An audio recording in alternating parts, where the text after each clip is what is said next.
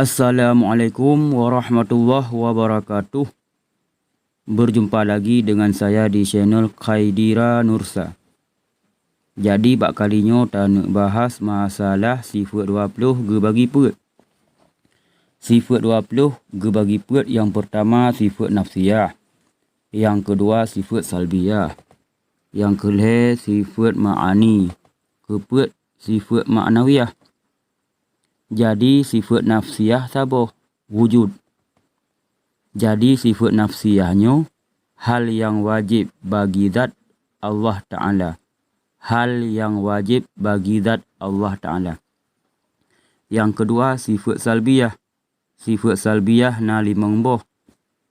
Qadim, baqa, mukhalafatuhu lil hawadis, qiyamuhu binafsih, wahdaniyah. Jadi sifat salbiyah gepunan yaitu tolak lawan, yakni menafikan barang yang hana patut bagi zat Tuhan. Jadi sifat salbiyah ditolak lawan, ipu nafi barang yang hana layak bak Allah Ta'ala. Yang kelima sifat ma'ani. Sifat ma'ani na 7 boh. Kudrah, iradah, ilmu, hayah, sama, basar, kalam. Sifat ma'ani yang dong ubah zat, yakni sifat yang wujud zat Allah. Zat Allah.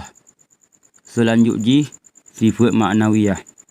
Sifat ma'nawiyah na 7 boh.